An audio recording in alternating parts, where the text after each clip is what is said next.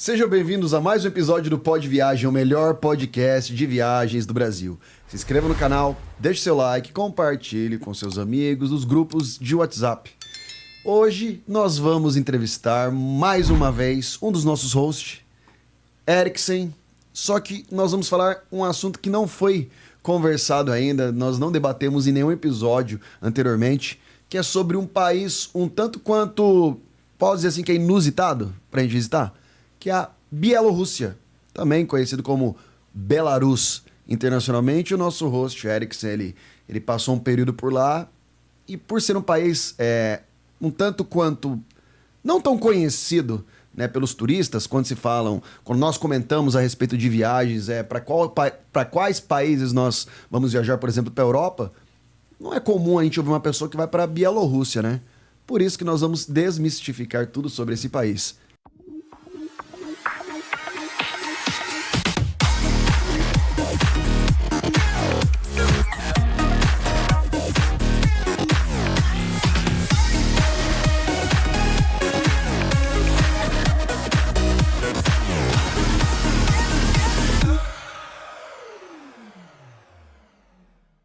Vamos falar então, né, Eriksen, sobre Belarus. Isso aí, Alexandre, você já deu uma introdução do país, que é um lugar que os brasileiros não costumam ir, né? Você conhece muito pouca gente que teve em Belarus.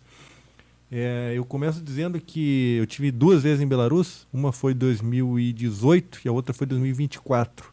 Foram períodos completamente diferentes, porque em 2018 a gente não tinha guerra, Rússia e Ucrânia.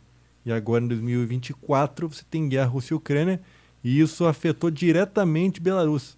Porque Belarus é um puxadinho da Rússia. Um bracinho ali da Rússia, né? É um bracinho da Rússia. Então, ali em Belarus, a gente tem aplicadas todas as sanções que estão aplicadas à Rússia hoje. Então, você não consegue encontrar um voo, por exemplo, que você vai da Europa para Belarus. Você não consegue encontrar um trem, um ônibus que você consiga sair da Lituânia, por exemplo, e ir para Belarus. Então, aí você já vê o primeiro desafio que você tem hoje de ir para Belarus ou para Bielorrússia. Você tem dificuldade para chegar lá. É melhor você chegar lá vindo da Rússia, que aí sim é fronteira aberta e você consegue ir de um país para outro. Tá, então vamos começar. Aonde você estava? Vamos falar de 2024, né? Qual país você estava? De onde que você pegou a passagem para chegar na Bielorrússia? Em 2024, eu estava em São Petersburgo e comprei uma passagem de avião e fui parar em Belarus. É um voo que demora mais ou menos 1h10. Tem algumas companhias aéreas que fazem esse voo, mas eu fui pela Belavia, que é uma companhia aérea de Belarus, a maior companhia nacional de aviação de Belarus. Só fazer um paralelo. Em 2018, eu fui da Lituânia para Belarus, de Vilnius, de ônibus. Então você veja, de trem também é possível. Então hoje já não dá mais. Hoje você não consegue passar da Europa para Belarus. Ah, mas Belarus é na Europa? Mas Belarus está sancionado, então você não consegue entrar em Belarus vindo da Europa. Então esse é a principal dificuldade que você encontra. Tem voo de outros países para Belarus? Tem. Turquia faz voo para Belarus? Sim. Então a galera que tem uma grana lá de Belarus está indo passar temporada de praia na Turquia, está indo passar em Antalya, em Alânia, está indo para Istambul, está indo para Dubai. A Fly Dubai também faz Dubai direto para Minsk, que é a capital de Belarus. A gente não falou que é a capital. Então, resumindo, né? Desde ali fevereiro de 22, que iniciou a guerra ali da Rússia contra a Ucrânia. Fevereiro? Foi fevereiro de 22, isso. Então, esse país sofreu algumas sanções, tá? Então, a primeira coisa que você nos disse aqui foi a respeito das passagens, né? E eu gostaria de primeiro saber, para o pessoal que está nos assistindo, qual foi a época do ano que você foi? Eu fui para Belarus em setembro de 2024. Setembro de 2024. Belarus é um país que tem 9 milhões de habitantes e a capital é Minsk. Ela tem 2 milhões. A segunda maior cidade, só para dar uma ideia, aqui está aparecendo no mapa nesse momento aqui para as pessoas entenderem. A segunda maior cidade chama Brest, se eu não estou enganado. Teve ela ficou famosa na Segunda Guerra Mundial. Brest foi a primeira cidade aí que os nazistas começaram a caminhar em direção à Rússia, né? Se você mais entendido de história que eu, pode até localizar melhor Belarus no mapa ali. Onde fica exatamente Belarus? O Belarus, ela faz divisa ali com a Rússia, com a Lituânia e com a Ucrânia. Tanto que, nos primeiros dias da guerra da Ucrânia, teve uma grande divisão bielorrussa que tentou invadir Kiev, que fica ali, Bielorrússia fica ao norte da Ucrânia. E fica muito próximo da capital, né? Para quem é da Ucrânia é Kiev, né? A gente conhece como Kiev. Mas é considerado como o leste europeu mesmo, né? Às vezes o pessoal fala assim, a Hungria, Eslováquia, leste europeu. Alguns falam a bobagem de dizer que Viena é leste europeu. Meu Deus, é. Ou Praga. Isso não é leste europeu, isso é centro, né? O centro da Europa, né? Agora você vai para Estônia, Letônia, Lituânia. Se você for um pouquinho ainda mais para leste, você vai encontrar a Rússia e abaixo Bielorrússia e Ucrânia, né? Esse é o, digamos assim, é o leste europeu ortodoxo. Esse é o leste europeu ortodoxo e vale a pena a gente comentar que tem um presidente lá que está no país que chama-se Lukashenko. Ele entrou no governo em 94, ou seja, o cara está há 30 anos no poder do governo de Belarus, extremamente aliado do Putin, e é o que você falou, né? As tropas russas iniciaram a invasão da Ucrânia por Belarus. E foi aí que a comunidade internacional se reuniu e falou, não, peraí, então é Rússia, é tudo Rússia ali. Exato. O cara está desde 94, ele está antes que o Putin. Quando Sim. o Putin estava no alto comando ali, KGB e tudo mais, o Lukashenko já era presidente. Você veja o que é o cenário político de um país como esse. E depois eu vou contar até o que as pessoas falavam para mim, que eu não podia falar isso quando eu estava lá nos stories, nada, porque eu corria risco, né? A minha liberdade. Tá, mas vamos lá. Só para quem tá nos assistindo entender, Alex. Mas por que você escolheu, cara, Bielorrússia para viajar? Eu escolhi Belarus para viajar porque eu sempre gostei de destinos não tradicionais. É um lugar que você vai lá, você não encontra turista. Você não vê turista de países normais lá. Nesse momento de guerra agora, você não vê turista nenhum. Você encontra alguns russos lá. Eu não encontrei ninguém do Brasil, muito menos da América, nem da Europa, porque a Europa realmente não está indo lá, né? Então, assim, eu escolhi ir para lá porque é um país realmente diferente. É um país que as pessoas te tratam bem porque gostam do Brasil, você é de um país exótico. É um país onde as mulheres são lindas, tem que ser falado isso. É uma característica natural do povo lá, o povo de Belarus, sobretudo as mulheres, que é o meu interesse, inclusive, afinal de contas, eu sou heterossexual, né? Então, eu fui lá ver como é o país, como é Belarus. A comida tradicional, a culinária Precisa fantástica. de visto? O brasileiro não precisa de visto para entrar em Belarus. Então, é uma facilidade que nós temos de ir para lá, porque a gente não precisa de visto. Só tem um detalhe. O brasileiro que está na Rússia, para ele ir para Belarus, ele não deve ir de transporte terrestre, porque ele vai ter problema na imigração. Ele tem que ir de avião para fazer a imigração certinha no aeroporto. Porque se você vai de carro, ou de ônibus, ou de trem, você não tem... A fronteira é aberta. Então, você vai entrar em Belarus... Ninguém sabe que você está lá. E quando você for voltar para a Rússia, você vai ter problema. Ou quando você for sair de Belarus. Porque é como se você tivesse sido teletransportado, porque você não passou por imigração nenhuma. Entendi. Então, o ideal é você ir de avião para Belarus. Você ficou quantos dias lá? Eu fiquei em Belarus na primeira vez 1 semana e na segunda vez 5 dias. Pouco tempo, mas bem explorado. Preços? Preços baratos, mas em 2018 estava muito mais barato que em 2024. A guerra, por algum motivo, fez com que os preços aumentassem bastante ali em Minsk, a capital, que é onde eu conheço. Então eu estava pagando numa hospedagem de um apartamento Airbnb no centro de Belarus, coisa de $80 a diária. Quando eu fui lá em 2018, eu estava pagando $40, $50 a diária. Claro, tem inflação no meio, mas eu Mas é uma grande diferença, né? Comida barato, noitada, balada barato, barzinho barato. Agora, hospedagem eu achei pesada. Claro que eu estava no centro, né? Então, eu digo assim que ainda assim vale a pena por causa dos preços. Mas a diferença está gritante em relação a 2018. Tá. Cheguei, peguei uma... Estou na Turquia, por exemplo, cheguei lá, não preciso de visto. Cheguei de avião para a capital Minsk, né? Peguei um Airbnb. Existe Airbnb lá? Interessante que você perguntou do Airbnb, se funciona lá ou não.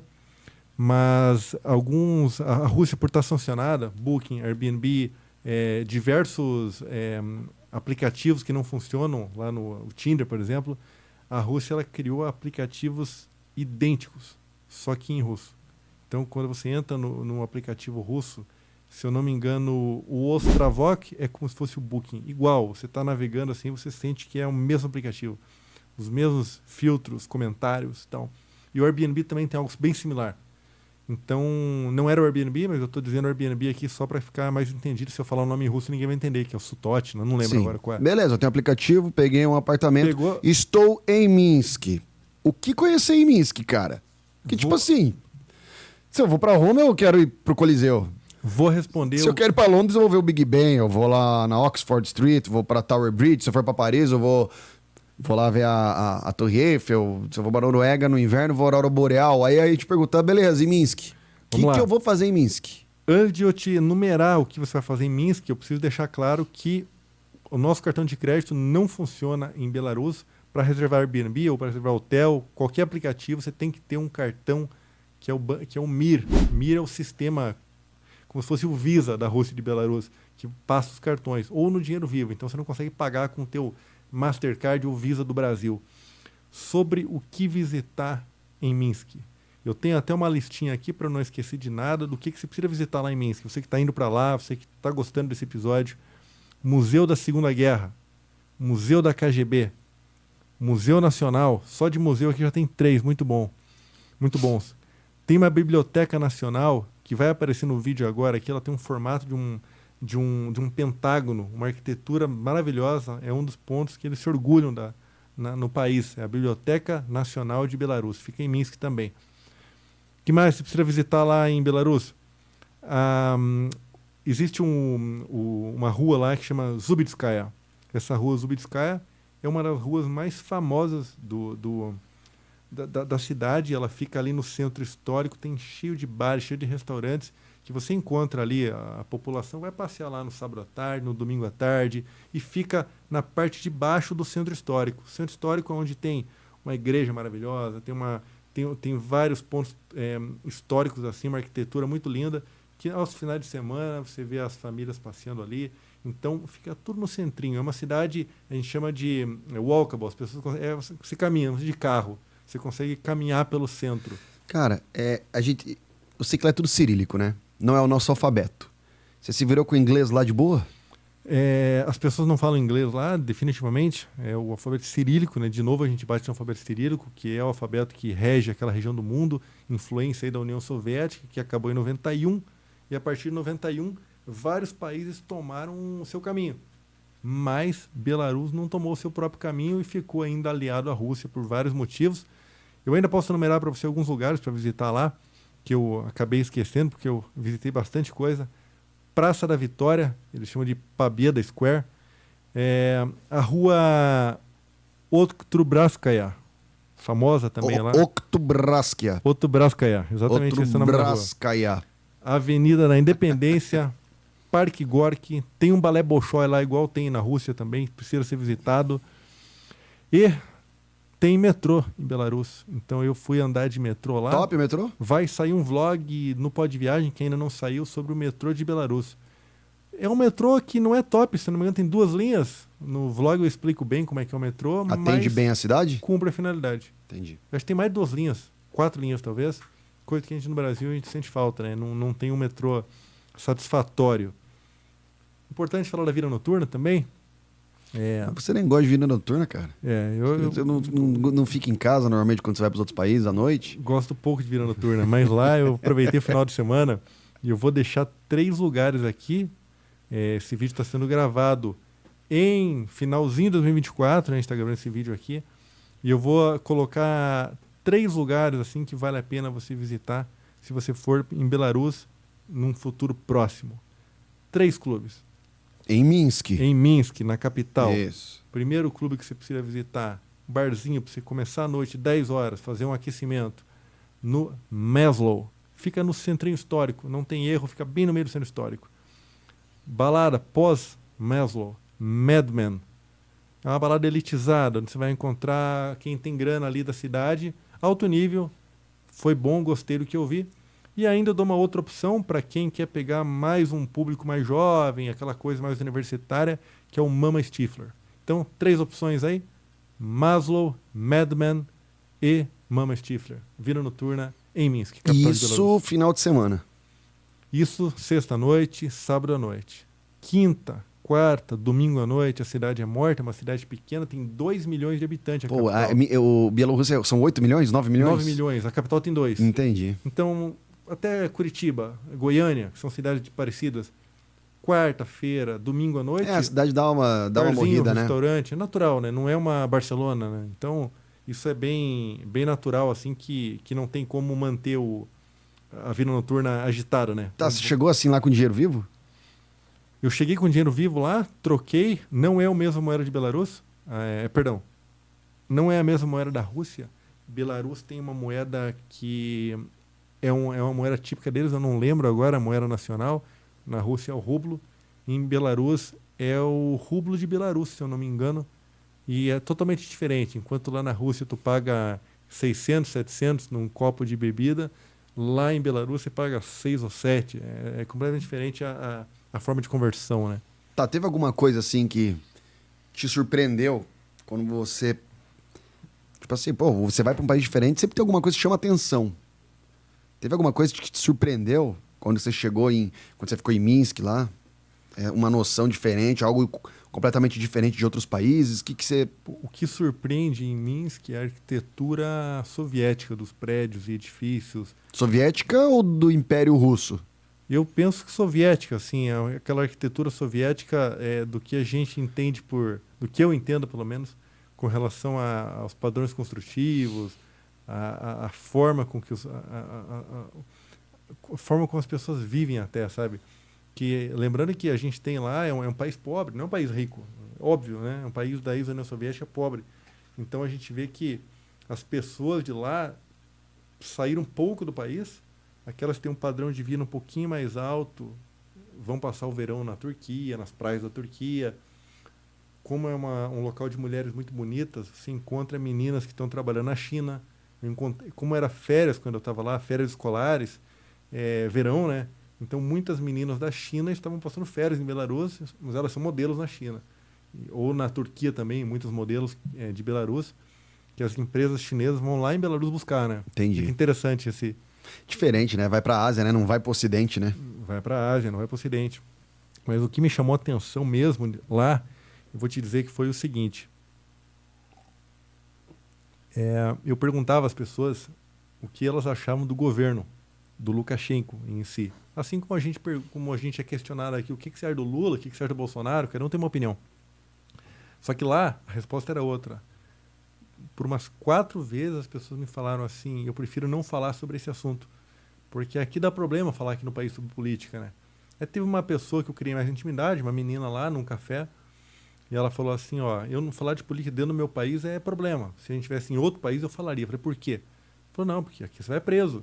Se alguém escuta, eu falei, mas que vai preso? Você duvida, só que preso? A gente não está acostumado com isso. Aí às vezes tem câmera. Ela fala assim, eu estou falando com você aqui, alguém está escutando, basta alguém aqui do restaurante, às vezes o dono do restaurante tem algum contato na polícia, fala, ó, tem uma moça aqui, loira, que está conversando com um turista sobre o governo, falando mal aqui do presidente. Simplesmente vem um carro da polícia, pede para você conduzir, para você acompanhar eles, vão te conduzir. Se você não quiser, eles vão te conduzir forçosamente até a delegacia, mas é outro nome, né? Até o quartel, sei lá o quê.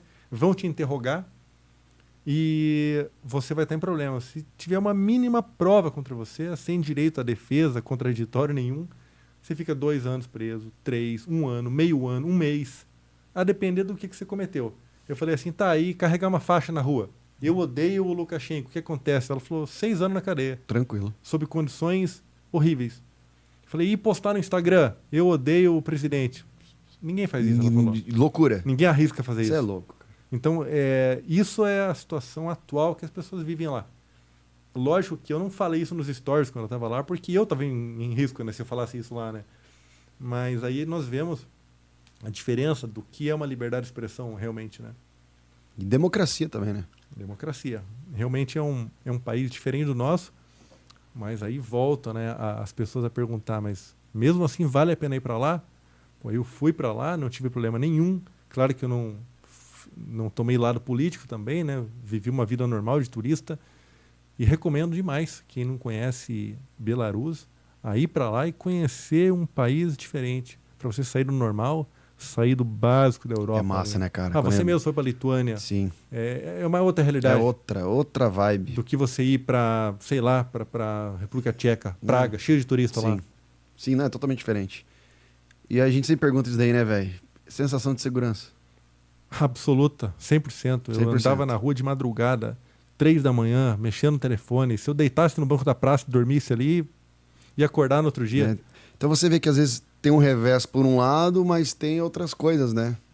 Por exemplo, você não tem uma democracia, mas tem uma sensação de segurança absurda. A gente tem uma democracia aqui, você não pode sair com o celular aqui nas ruas aí de qualquer capital ou até cidades do interior, que a chance de ser roubado é muito grande, né? Sim, e quem fala isso não somos nós, são as estatísticas, né?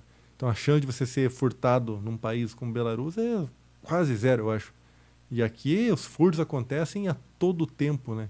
Eu ouso dizer aí que no Brasil deve ser milhares por dia. Milhares de registros de furtos. Casa de 1000, no mínimo, né? Tô chutando aqui, mas é mais que isso. Sim. E lá eu creio que esse não é o problema, né? E o que a população iria preferir? Uma ditadura aqui, ditadura entre aspas, né?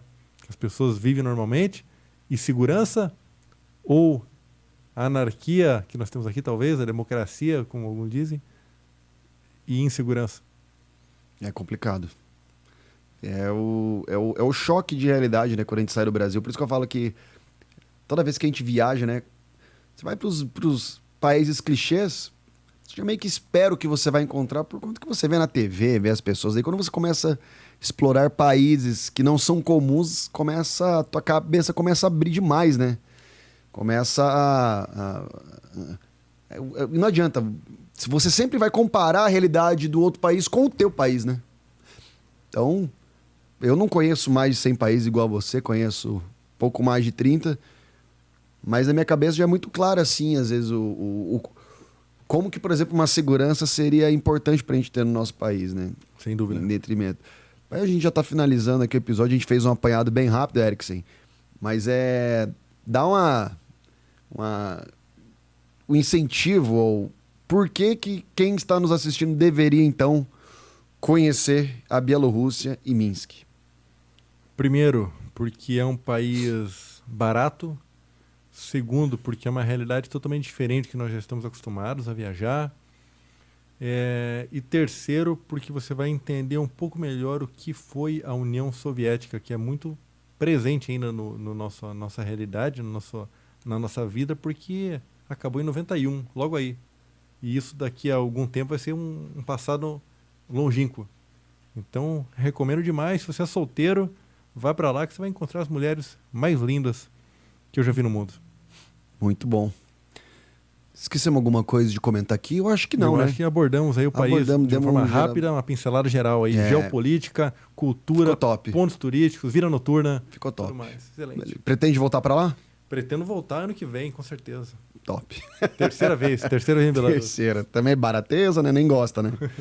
Pessoal, esse foi mais um episódio do Pod Viagem, o melhor podcast de viagens do Brasil. Se inscreva no canal, deixe seu like, compartilhe nos seus grupos de WhatsApp. Até a próxima.